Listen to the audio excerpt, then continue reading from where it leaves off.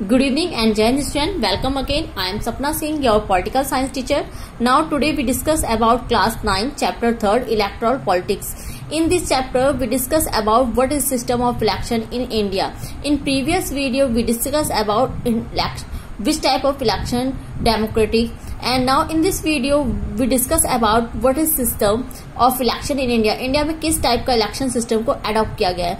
Firstly मैं chapter start करने से पहले आपको बता देती हूँ इस वीडियो में कि इंडिया में जो इलेक्शन सिस्टम है वो FPTP सिस्टम को अडॉप्ट किया गया है, यानी first pass the post system.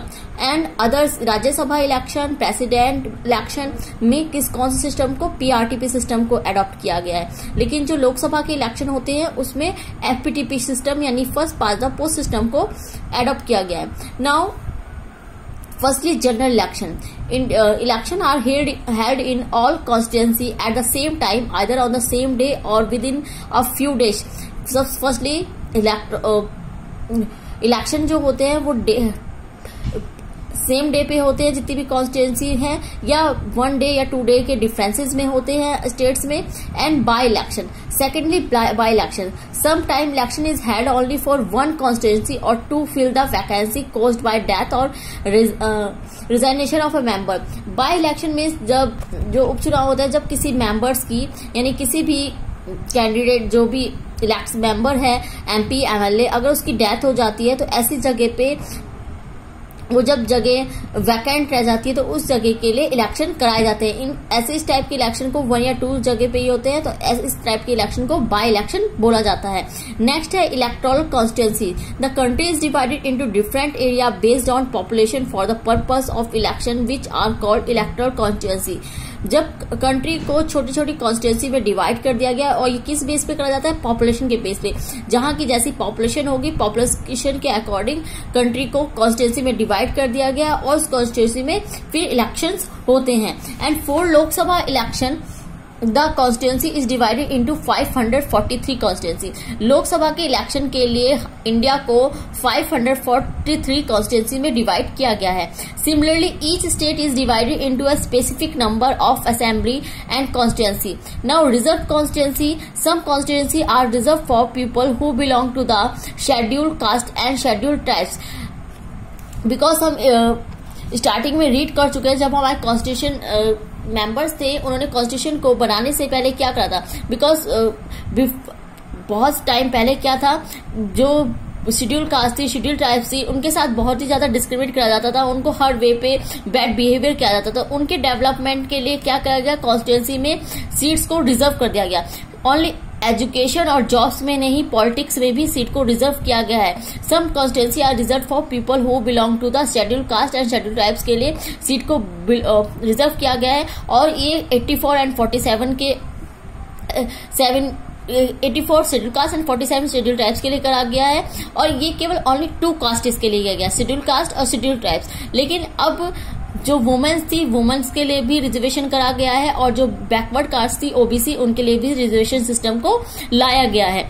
जो 30% 1/3 सीट्स है वो वुमेन्स के लिए रिजर्व करी गई है. और ये किस बेस पे करी जाती है? ये पॉपुलेशन के बेस पे रिजर्व करी जाती है. यानी अगर किसी एरिया में किसी कॉन्स्टिट्यूंसी में SC या ST की पॉपुलेशन अगर ज्यादा होगी तो उन सीट्स को SC या ST के लिए रिजर्व कर दिया जाएगा.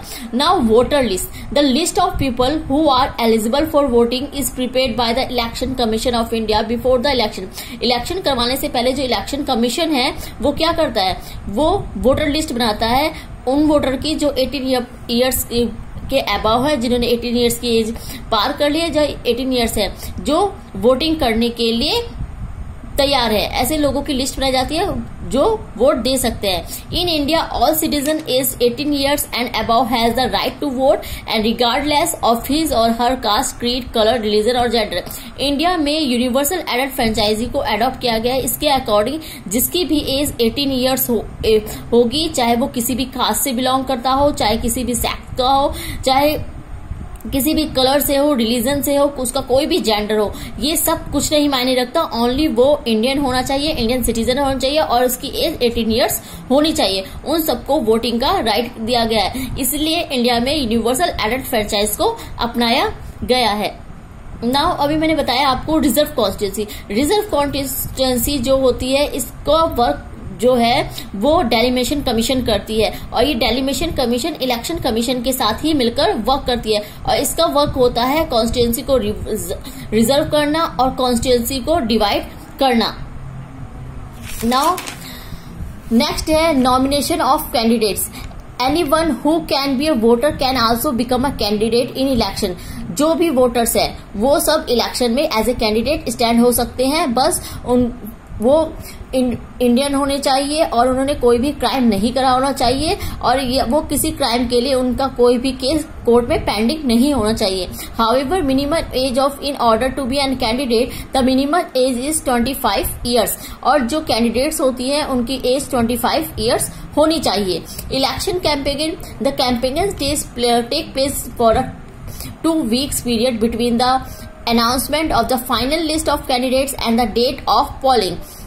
इलेक्शन कैंपेन क्या से पहले क्या होता है, 2 week period between the announcement, जब फाइनल जो कैंडिडेट्स होते हैं उनकी अनाउंसमेंट करी जाती है कि जिन्होंने नॉमिनेशन किया है कि कौन कौन कैंडिडेट इलेक्शन में स्टैंड हो रहे हैं, and polling and counting the votes. और जब इलेक्शन हो जाते हैं, सब प्रोसेस कंप्लीट होने के बाद, वोटिंग होने के बाद जब कंप्लीट हो जाते हैं, तो the final stage of an election is the day when the voter cast or poll their vote. लोग वोटिंग करते हैं और उसके बाद जो वोटिंग होते हैं उनको काउंट करा जाता है। काउंट करने के बाद FPTP सिस्टम के अकॉर्डिंग जिसने भी मेजोरिटी में वोटिंग पाई होती है वो इलेक्ट हो जाता है, या वो MLA और MP बन जाता है। इन लोकसभा इलेक्शन वो MP बनता है, in legislative assembly election state वो MLA बना दिया जाता है। Now thank you student, thank you very much. Jai Hind. In next video we discuss about what makes election in India democratic. Thank you. Jai Hind students.